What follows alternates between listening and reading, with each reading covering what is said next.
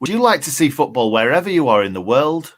With NordVPN, you can get premium protection online and set your location so you never miss a minute of the content you usually enjoy. Go to nordvpn.com/TSUW to get 72% off a 2-year plan plus 3 additional months absolutely free. That's the kind of noise you just want to make after a game like that. Really, really feels like a defeat when you concede in the last minute at home. Not happy, but realistically, if you take your sort of Blades tinted glasses off, you've got to say Forest deserved a point. Forest fans, I've already seen on Twitter, believe they deserved even more.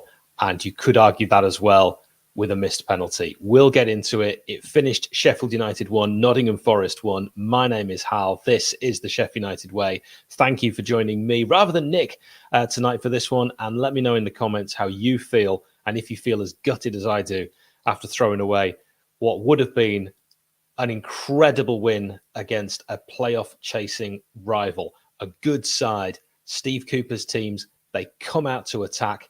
And they know what they're doing. They set up really well. And we saw that right from the off with Nottingham Forest in this game. First minute, the ball was given away. Brennan Johnson had a shot saved, a corner, which was going to be a real order of the day.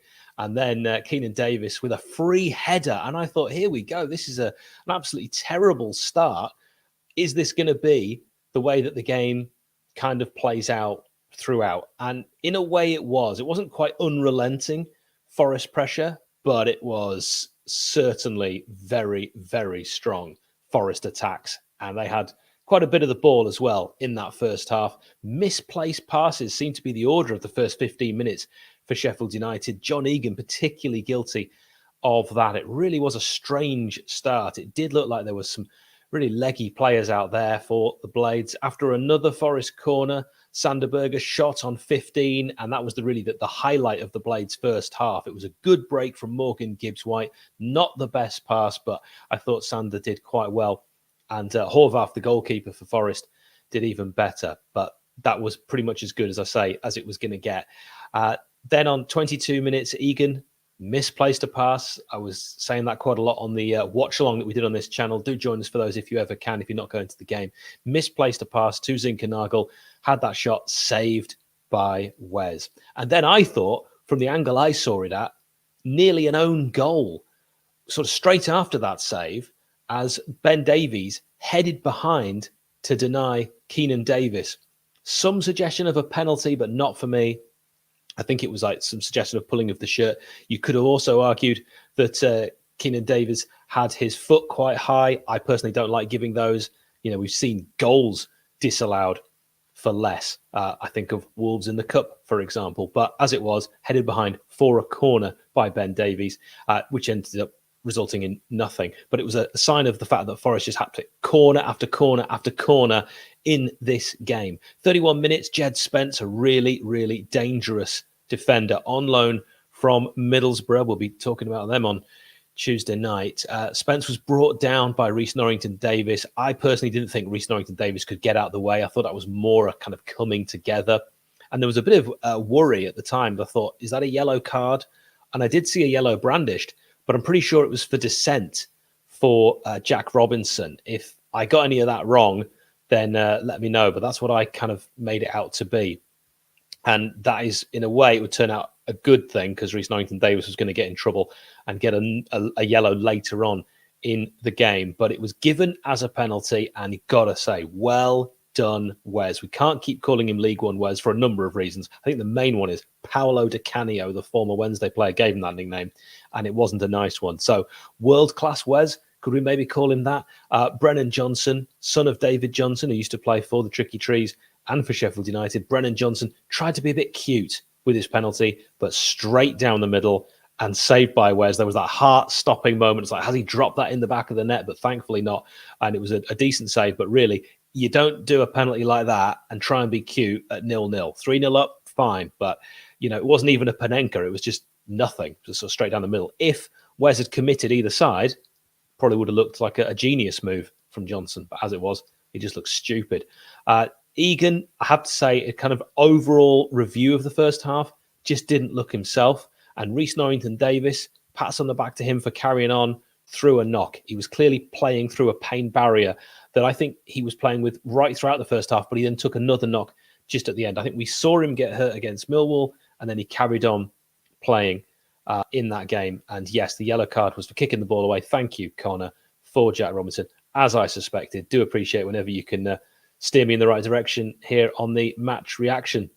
So it was 0-0 at half-time, and I was thinking we are somehow still in this game. Second half, we started the way we finished. And by that, I meant we were allowing Forest to dictate play. The Blades were the home side, but Forest were the ones kicking on.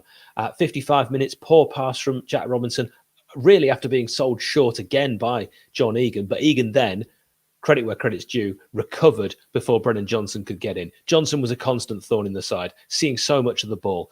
58 minutes, Forest hit the bar from Steve Cook, the defender. Another corner. Then, after that moment when it hit the bar, Fleck on the break, I thought, here we go. Fleck is running clean through. He's got option of Sander on the right, screaming for it.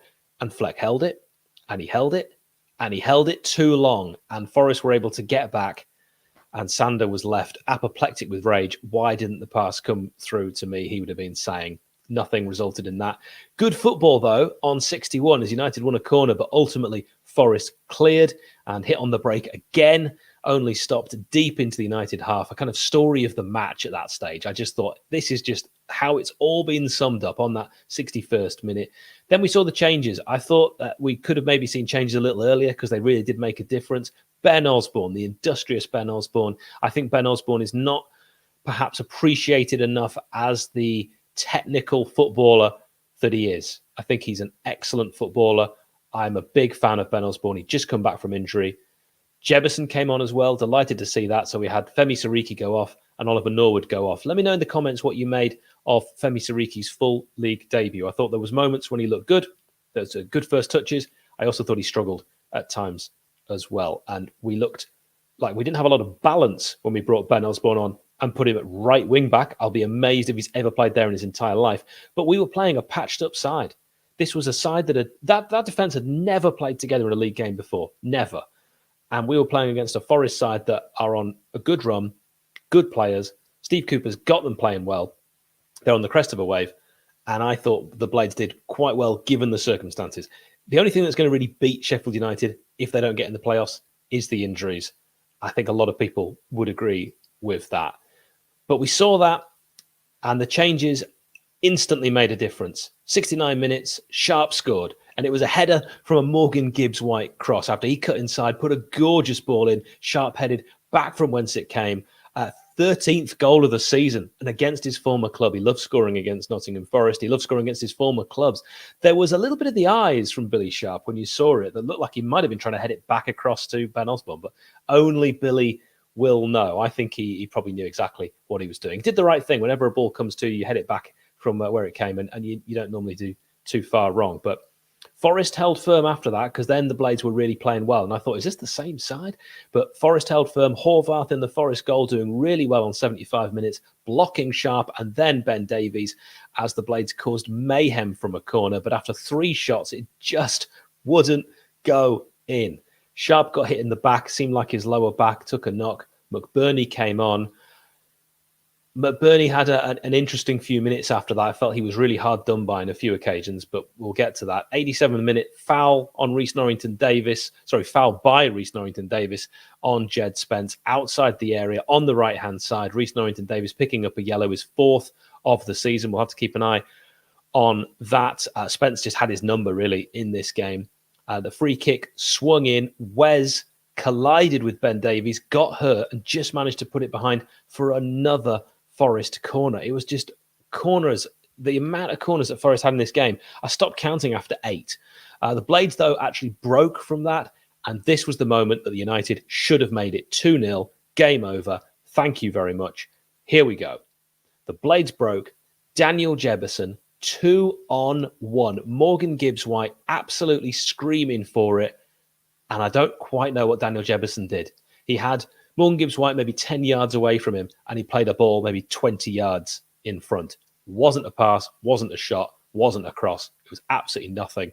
And Jefferson looked absolutely devastated. And I think he knew at that moment, as some heads probably dropped, that was a real chance. And that could have made it 2-0. That would have been game over. Forest would not have had enough to come back from that. And after that, we needed something good to happen. We didn't get that. We got a board saying 5 minutes added. I thought the referee in this one, Josh Smith, got a lot of things wrong. I thought he got some things right. I thought he got the penalty wrong. I thought he got the free kick right. I thought he should have booked Joe Worrell for constantly fouling Billy Sharp, particularly in the first half. I counted 4 fouls on Billy. Just the little niggly ones he got wrong when he perhaps could have sort of set down a marker earlier on and said, we're not going to stand for that. No more of that. Accumulation of fouls. Here's a yellow. He didn't do that. And actually, he's a ref that gives a lot of yellow cards. Before going into this game, he'd given 112 in 30 appearances. That's a fair few. But wasn't to be. Does like giving a penalty. He's now given 5 in the season. But overall, wasn't impressed with the refereeing performance. What did you make of Josh Smith? I generally think he is quite a good referee.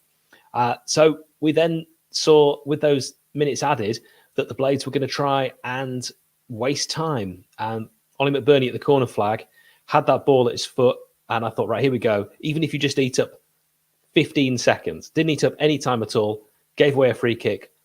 Then the ball was moved about 10 yards away from where it should have been taken. Ollie McBurney put the ball back where it should have been taken. Now, admittedly, that's not his job to do that, but he did put the ball in the correct place. And the referee booked him for that.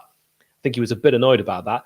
Also, later on in the game, Ollie McBurney would go up with a defender in the box and didn't even touch the defender, and the referee gave a free kick to Forest, which in the end ended up being just before the full-time whistle. But we've got one key moment before that.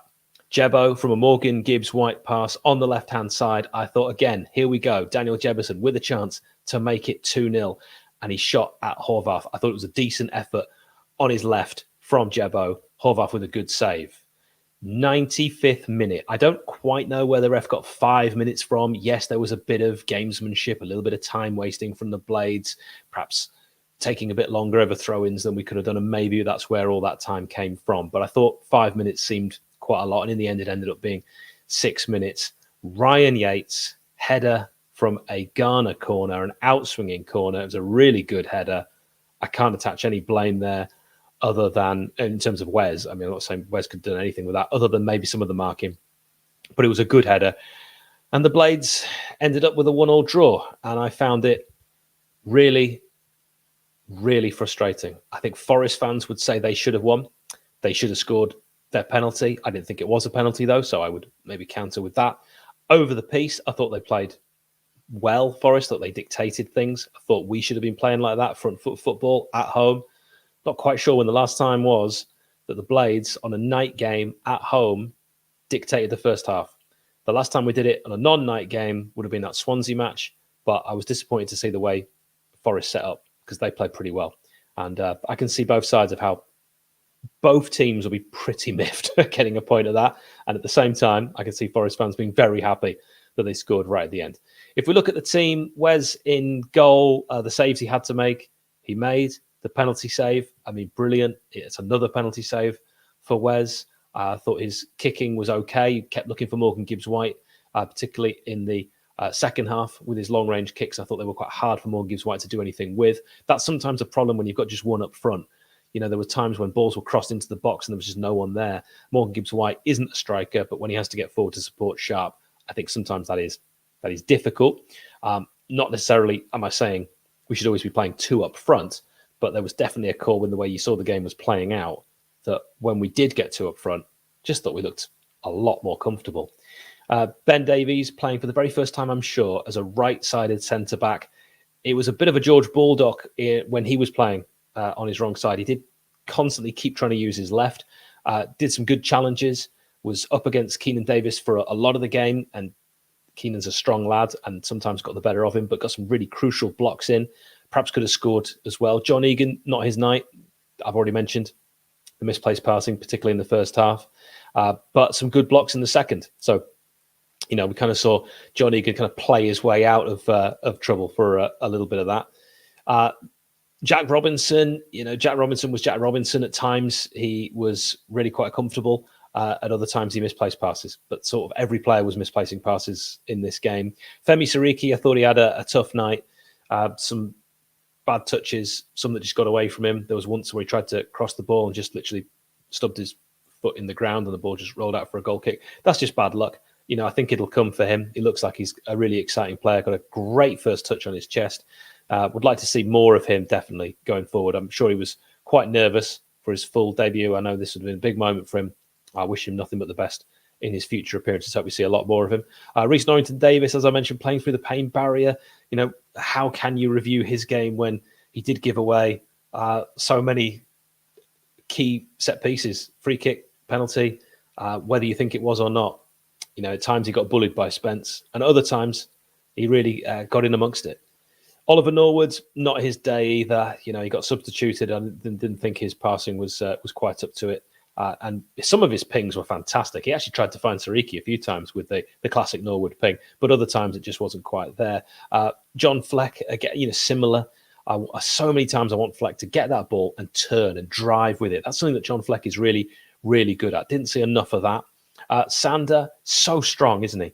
When he wants to be. You know, when he first arrived, I thought, this guy looks like he's absolutely stacked and should win everything in the air. And initially, when he first joined the Blades, he didn't do that. Since Swansea, he's really started putting himself about, and he is a tough boy. And I like seeing that about him. He's got that presence, and he can take a game by the scruff of the neck and just make things happen. There were moments in this game when he did that. I mean, sometimes on the right, Berger doesn't look great. And there's other times on the right when he looks like a born right winger and just can drive forward, get past a man, takes a nice first touch.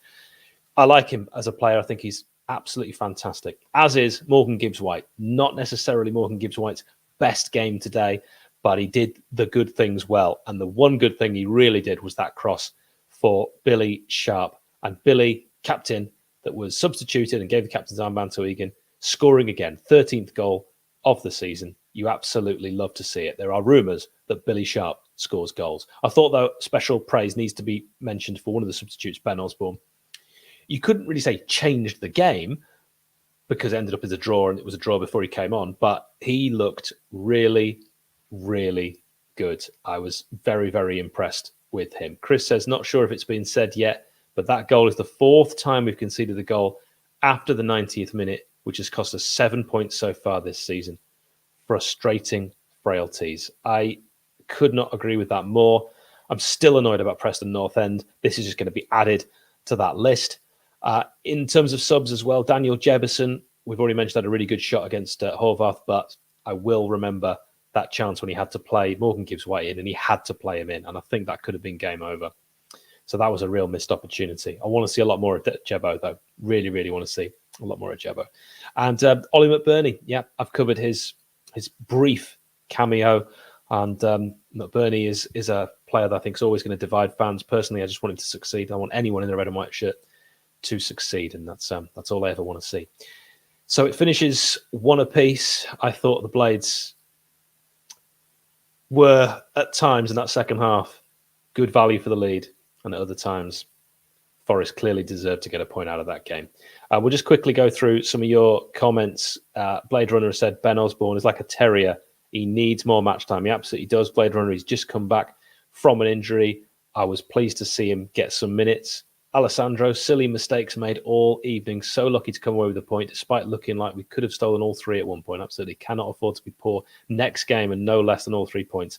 It is against a certain Mr. Wilder and Middlesbrough. We will be back for Fans React to this game. You want to get a proper insight into the player ratings and what everyone made of that, make sure you watch Fans React. We'll also have a match preview for that huge game against Middlesbrough with myself and in good Nick. I guarantee Nick will be back for that. Thank you, each and every one of you, for watching. Let me know what you thought of the game in the comments, and don't forget to give the video a like.